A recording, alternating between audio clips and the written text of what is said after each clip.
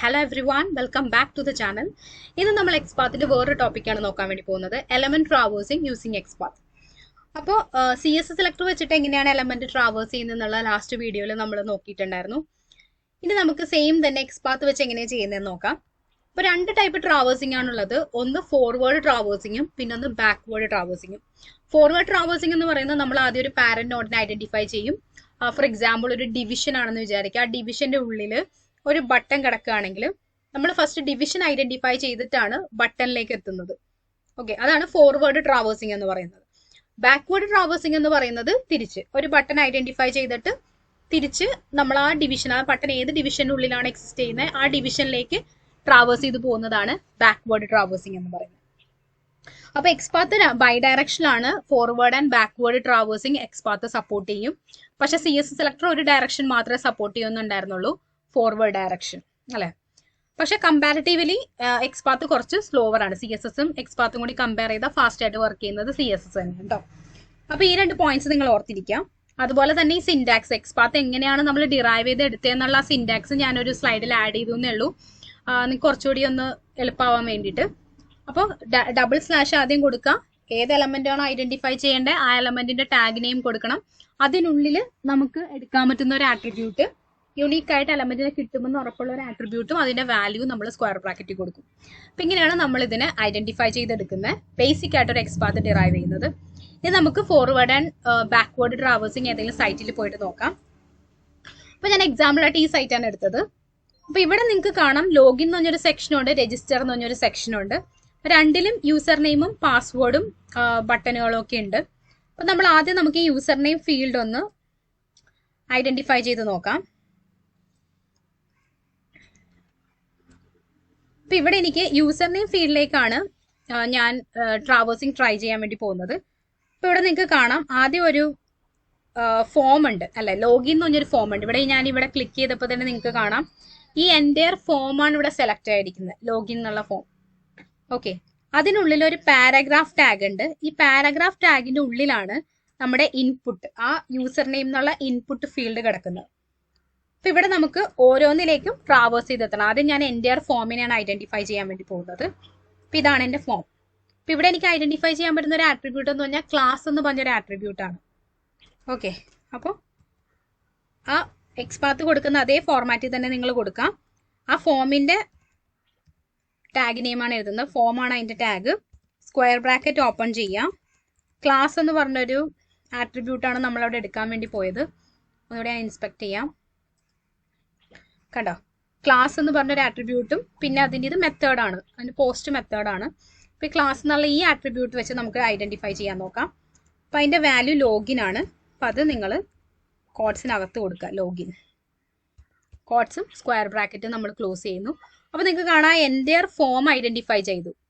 കണ്ടോ, ഇത് ലോഗിൻ എന്ന് പറഞ്ഞൊരു ഫോമാണ്, ലോഗിൻ എന്ന് പറഞ്ഞൊരു ഫോം, ഇത് രജിസ്റ്റർ എന്ന് പറഞ്ഞൊരു ഫോം. അപ്പൊ ലോഗിൻ എന്ന് പറഞ്ഞ ഒരു എൻ്റയർ ഫോമിനെ അത് ഐഡന്റിഫൈ ചെയ്തെടുക്കുകയാണ് ചെയ്തത്, ഈ ഒരു ബേസിക് ആയിട്ടുള്ള Xpath സിൻടാക്സ് വെച്ചിട്ട്. ഇനി എനിക്ക് ഫോമിന്റെ ഉള്ളിൽ നിന്ന് കണ്ടോ അതിന്റെ തൊട്ട് താഴെ കിടക്കുന്ന ഈ പാരഗ്രാഫ് ടാഗിലേക്ക് എനിക്ക് നാവിഗേറ്റ് ചെയ്യണം. അത് കഴിഞ്ഞിട്ട് അതിൻ്റെ അകത്ത് ലേബലും കിടക്കുന്നുണ്ട്, ഇൻപുട്ടും കിടക്കുന്നുണ്ട്. ഓക്കെ, അപ്പോൾ അടുത്ത ഈ പാരഗ്രാഫ് ടാഗിലേക്ക് കയറണമെങ്കിൽ ഡബിൾ സ്ലാഷ് ആണ് നമ്മൾ യൂസ് ചെയ്യേണ്ടത്. ട്രാവേഴ്സ് ചെയ്യാനായിട്ട് നമ്മൾ കൊടുക്കേണ്ട സിൻടാക്സ്, Xpathലെ സിൻടാക്സ് ഡബിൾ സ്ലാഷ് ആണ്. എന്നിട്ട് ആ ടാഗ് നെയിം കൊടുക്കുക, പി കൊടുക്കുക, സോറി സ്ലാഷ് മാറിപ്പോയി, ഡബിൾ സ്ലാഷ് പി കൊടുക്കുക. ഓക്കെ, അപ്പോൾ ആ ഒരു പാരഗ്രാഫ് മാത്രം സെലക്ട് ആയി. പക്ഷെ ഇവിടെ ഒരുപാട് പാരഗ്രാഫുകൾ ഉണ്ട്. ഈ ഫോമിന്റെ ഉള്ളിൽ ഇത് ഓപ്പൺ ചെയ്ത് കഴിഞ്ഞാൽ കാണാണ്ട് ഇത്രയും പാരഗ്രാഫ്സ് ഉള്ളത് കൊണ്ടാണ് ഇത് 4 കാണിക്കുന്നത് കേട്ടോ. 4 പാരഗ്രാഫ്സ് ഉണ്ട് മൊത്തത്തിൽ. ഇനി ഏത് പാരഗ്രാഫാണ് എനിക്ക് വേണ്ടത്, ആ പാരഗ്രാഫിന്റെ വാല്യൂസ് കൊടുക്കണമെങ്കിൽ എനിക്ക് ആ പാരഗ്രാഫിന്റെ വാല്യൂ കൊടുക്കാം. അല്ല ഇവിടെ നിങ്ങൾക്ക് ആട്രിബ്യൂട്ട്സ് ഒന്നും കൊടുക്കണ്ടെങ്കിൽ കുഴപ്പമില്ല. ഈ ഫോമിന്റെ ഉള്ളിലുള്ള ഒരു പാരഗ്രാഫ്, ഇനി അതിന്റെ ഉള്ളിൽ ഡബിൾ സ്ലാഷ് ഇട്ടിട്ട് നമുക്ക് ഇൻപുട്ട് കൊടുക്കണം. കേട്ടോ, ഇൻപുട്ട് കൊടുക്കുക. ഇൻപുട്ട് ഇവിടെ ഒരുപാട് എണ്ണം ഉണ്ട്, 6 എണ്ണം ഉണ്ട്. ഈ ഫോമിലെ ഒരു പാരഗ്രാഫിലെ ഇൻപുട്ട് എന്ന് പറഞ്ഞാൽ 6 ഇൻപുട്ടുകൾ ഉണ്ട്. അപ്പൊ അതിലെനിക്ക് കറക്റ്റ് ഏത് ഇൻപുട്ടാണ് വേണ്ടതെന്നുള്ള ഐഡന്റിഫൈ ചെയ്യാനായിട്ട് ഞാനിവിടെ ഇൻപുട്ടിന്റെ ഏതെങ്കിലും ഒരു ആട്രിബ്യൂട്ട് എടുത്ത് കൊടുക്കുക. അപ്പൊ ഇവിടെ തൊട്ട് വീണ്ടും അടുത്തൊരു Xpathന്റെ സിൻടാക്സ് ആണ് അത് വരുന്നത്. സ്ക്വയർ ബ്രാക്കറ്റ് ഓപ്പൺ ചെയ്യാം. എനിക്ക് ഐഡിയോ നെയിമോ ഇഷ്ടമുള്ള കൊടുക്കാം. ഞാനിവിടെ ഐഡി എടുക്കുകയാണ്. ID is equal to user name എന്നുള്ള ഈ വാല്യൂ ആണ് ഞാൻ എടുക്കുന്നത്.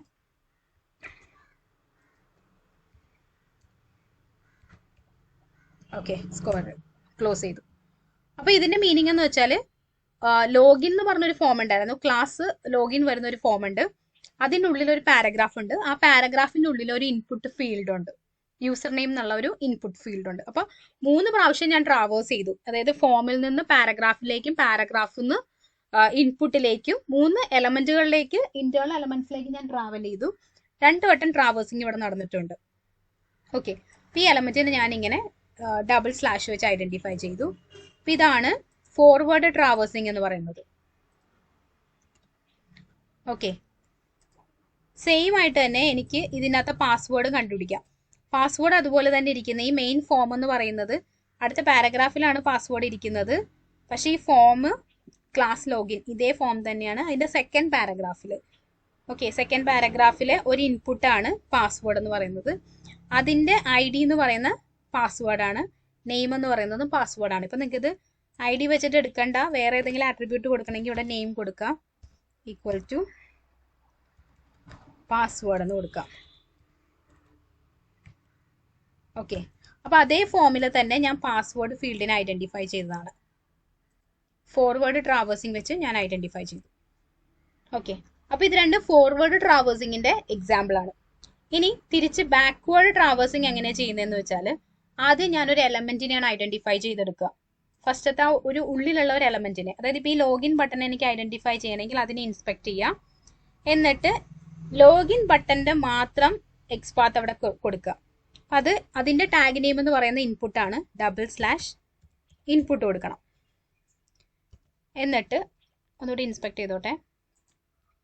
ഇതിൽ നമുക്ക് നെയിം ഉണ്ട്, വാല്യൂ, ക്ലാസ് ഒക്കെ ഉണ്ട്. ഞാനപ്പോൾ അതിൽ ഈ നെയിം എന്നുള്ളത് എടുക്കുകയാണ്. നെയിം ലോഗിൻ ഇതെടുക്കുകയാണ്. അപ്പോൾ അത് ആട്രിബ്യൂട്ട് ആയതുകൊണ്ട് @ കൊടുത്തിട്ട് നെയിം ഈക്വൽ ടു ലോഗിൻ എന്ന് കൊടുക്കുക. അപ്പോൾ ഇത് ലോഗിൻ ബട്ടനെ മാത്രം ഇൻസ്പെക്ട് ചെയ്തു. ഇനി ഇതിന്റെ പുറത്തുള്ള ഒരു പാരഗ്രാഫ്, ഇതിന്റെ തൊട്ട് മേളിൽ കിടക്കുന്ന ഒരു പാരഗ്രാഫാണ്. ഇത് എന്താണ് അതിന്റെ മേളിൽ കിടക്കുന്നതെന്ന് നിങ്ങൾ നോക്കിയിട്ട് വേണം ചെയ്യാനായിട്ട്. അതിലേക്ക് പോവാനായിട്ട് നിങ്ങൾക്ക് ഇവിടെ വന്നില്ല, ഒരു സ്ലാഷും 2 ഡോട്ടും ആണ് നിങ്ങൾ കൊടുക്കേണ്ടത്. ഒരു സ്ലാഷും 2 ഡോട്ടും കൊടുത്ത് നിങ്ങൾ എൻ്റർ അടിച്ചു കഴിഞ്ഞാൽ കണ്ടോ, ബാക്ക്വേർഡ് ആണ് ട്രാവേഴ്സ് ആയിരിക്കുന്നത്. അതായത് ഞാൻ റിമൂവ് ചെയ്ത് കാണിച്ചു തരാം. ലോഗിൻ അടിച്ചപ്പോൾ ആ ലോഗിൻ ബട്ടൺ മാത്രം, ഈ സ്ക്രീനിൽ നിങ്ങൾ ശ്രദ്ധിച്ചാൽ ഈ ബട്ടന് മാത്രമാണ് സെലക്ഷൻ വന്നത്. ഒന്നുകൂടി എൻ്റർ അടിക്കട്ടെ, കണ്ടോ, ആ ബട്ടന് മാത്രമാണ് സെലക്ഷൻ വന്നത്. ഇനി ഞാൻ സ്ലാഷും 2 ഡോട്ടും ഇട്ട് കഴിഞ്ഞാൽ കണ്ടോ, ആ റിമെമ്പർ മീ എന്നുള്ള ആ ഒരു അവിടം വരെയുള്ള പാരഗ്രാഫ് സെലക്റ്റഡ് ആയി. ഒന്നുകൂടി എൻ്റർ അടിച്ച് നോക്കിയോ, കണ്ടോ, അവിടെ വരെയുള്ള പാരഗ്രാഫ് ഫുൾ അത്രയും വരെ സെലക്ട് ആയിട്ടുണ്ട്. ഇനിയും ഞാൻ സ്ലാഷ് 2 ഡോട്ട് അടിച്ചു കഴിഞ്ഞാൽ ആ ഫോമിലേക്കാണ് പോയത്. ഫുൾ ഫോമിലേക്ക് അത് സെലക്ട് ആയിരിക്കുകയാണ്. ഇനി സ്ലാഷ് കൊടുക്കുക, ഡോട്ട് അടിച്ചു കഴിഞ്ഞാൽ അതിൻ്റെ പുറത്തത്തെ ഡിവിഷനാണ് സെലക്ട് ആയത്. വീണ്ടും സ്ലാഷ് അടിക്കുക, ഡോട്ട് അടിക്കുക, എൻ്റയർ ഡിവിഷൻ സെലക്ട്. അതായത് ഈ ലോഗിൻ എന്നുള്ള ഈ സെക്ഷനും ഈ രജിസ്റ്റർ എന്നുള്ള സെക്ഷനും കിടക്കുന്ന ഡിവിഷനിലേക്കാണ് സെലക്ഷൻ പോയത്. അപ്പം ഇങ്ങനെ നിങ്ങൾ തിരിച്ച് ട്രാവേഴ്സ് ചെയ്യുന്നതാണ് ബാക്ക്വേർഡ് ട്രാവേഴ്സിങ് എന്ന് പറയുന്നത്. കണ്ടോ, അത് ഞാനിവിടെ പേസ്റ്റ് ചെയ്ത് കാണിച്ചു തരാം. സോറി, അടുത്ത സ്ലൈഡിലായി പോയി.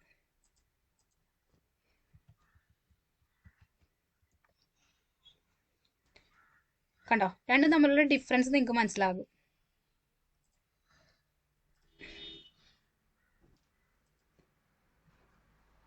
ഇവിടെ നമ്മൾ ഫോം ഐഡന്റിഫൈ ചെയ്തിട്ട് അതിനകത്തേക്ക് പാരഗ്രാഫ് ഐഡന്റിഫൈ ചെയ്തു, പിന്നെ അതിലേക്കാണ് ഇൻപുട്ട് ഐഡന്റിഫൈ ചെയ്ത് വന്നത്. ഇവിടെ നമ്മൾ സ്പെസിഫിക് ആയിട്ട് നമ്മൾ ഇതിനെ എന്തിലേക്കാണ് ഞാൻ പോകേണ്ടതെന്നുള്ളത് കറക്റ്റ് ആയിട്ട് ഇവിടെ കൊടുത്തിട്ടുണ്ടായിരുന്നു. ഇങ്ങനെയാണ് നമ്മൾ ഫോർവേഡ് ട്രാവേഴ്സിങ് ചെയ്തത്. ബാക്ക്വേർഡ് ട്രാവേഴ്സിങ് എന്ന് പറഞ്ഞപ്പോൾ നമ്മളൊരു എലമെന്റിനെ ഐഡന്റിഫൈ ചെയ്തിട്ട് അതിന്റെ പുറത്തുള്ള ഒരു ഡിവിഷൻ, അതിന്റെ പുറത്തുള്ള ഒരു ഫോം, അങ്ങനെയാണ് നമ്മൾ ഐഡന്റിഫൈ ചെയ്ത് പോയത്. കണ്ടോ, ഇൻപുട്ട് ആദ്യം ഒരു ഇതിനെ ഐഡന്റിഫൈ ചെയ്യുന്നു, പിന്നെ ഡിവിഷനും ഇതും അതിന്റെ തൊട്ട് മേളിലുള്ള ഫോമിനെയും പാരഗ്രാഫിനെയും ഡിവിഷനെയൊക്കെ ഐഡന്റിഫൈ ചെയ്തു. പക്ഷെ ഞാനൊന്നും സ്പെസിഫിക് ആയിട്ടൊന്നും പറഞ്ഞു കൊടുത്തില്ല ഇവിടെ. അതായത് എനിക്ക് പാരഗ്രാഫിലേക്കാണോ മൂവ് ചെയ്യേണ്ടേ, ഡിവിഷനിലേക്കാണോ മൂവ് ചെയ്യേണ്ടേ, ഒന്നും ഞാൻ ക്ലിയർ ആയിട്ട് പറഞ്ഞു കൊടുത്തിട്ടില്ല. ഈ സ്ലാഷും 2 ഡോട്ടും വെച്ചിട്ട് നമ്മൾ മൂവ് ചെയ്തു. അപ്പം ഇങ്ങനെയാണ് നമ്മൾ സിൻടാക്സ് വെച്ചിട്ട് കേട്ടോ, സിൻടാക്സ് വെച്ചിട്ട് ഫോർവേഡ് ആൻഡ് ബാക്ക്വേർഡ് ഡയറക്ഷനിലേക്ക് നമ്മൾ മൂവ് ചെയ്യുന്നത് ഇങ്ങനെയാണ്. ഡബിൾ സ്ലാഷ് അടിച്ചു കഴിഞ്ഞാൽ ഫ്രണ്ടിലേക്ക് മൂവ് ആവും. ഇവിടെ വന്ന് ഡബിൾ സ്ലാഷ് അടിച്ചു കഴിഞ്ഞാൽ ഇനി ഇതിനകത്തേക്ക് മൂവ് ചെയ്യാൻ ഒന്നുമില്ല. ഓൾറെഡി നമ്മൾ ഏറ്റവും സ്മോളസ്റ്റ് ആയുള്ള എലമെന്റിന്റെ അകത്ത് ഇരിക്കുന്നത്. ലോഗിൻ എന്ന് പറയുന്നതാണ് ഇതിനകത്തുള്ള ഏറ്റവും ചെറിയൊരു എലമെന്റ് എന്ന് പറയുന്നത്. അതിലാണ് ഓൾറെഡി നമ്മൾ ഇരിക്കുന്നത്.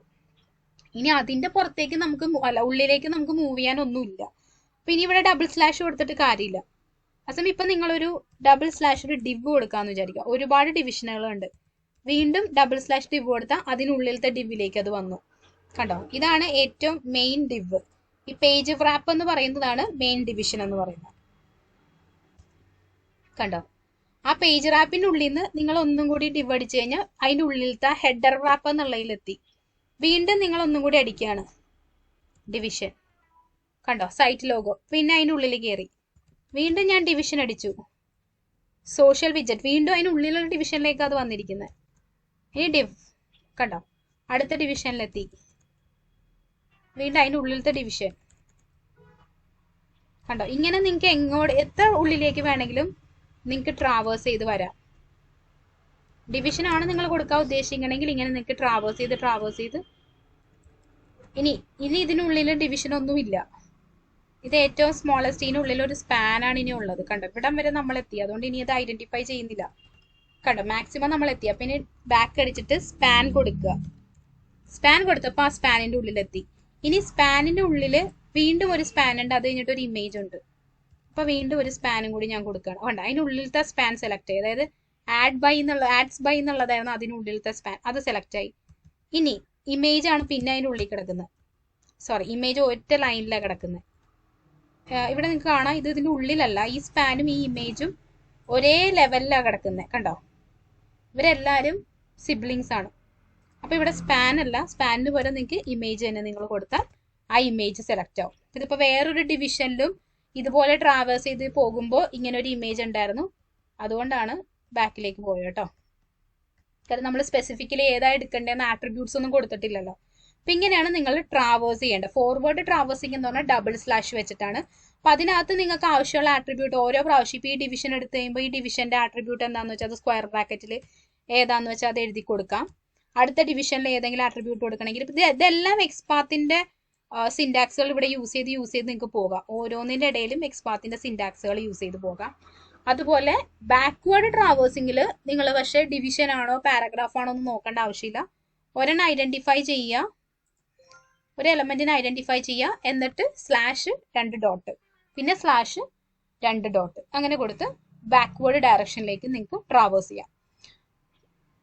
അപ്പൊ ഇതാണ് അതിന്റെ എക്സാമ്പിൾ എന്ന് പറയുന്നത്. ഈ രണ്ട് കാണുമ്പോൾ തന്നെ നിങ്ങൾക്ക് ആ ഡിഫറൻസ് മനസ്സിലാവും. അപ്പൊ ഇവിടെ ഫോം തൊട്ട് ഇങ്ങോട്ടാ വന്നിരിക്കുന്നത്. ഇവിടെ പക്ഷെ ആദ്യമേ ഇൻപുട്ട് എഴുതിയിട്ട് നമ്മൾ ബാക്ക്വേർഡ് ഡയറക്ഷനിലേക്കാണ് ട്രാവേഴ്സ് ചെയ്തുകൊണ്ടിരിക്കുന്നത്.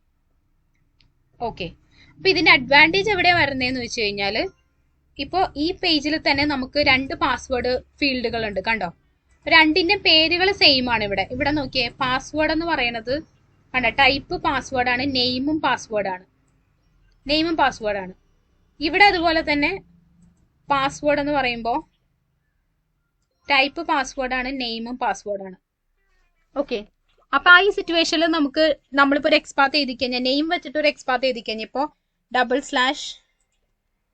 ഡബിൾ സ്ലാഷ് ഇൻപുട്ട് എന്ന് എഴുതി, എന്നിട്ട് നെയിം എഴുതി ഈക്വൽ ടു പാസ്വേഡ് എന്ന് ഞാൻ എഴുതി എന്ന് വിചാരിക്കാം.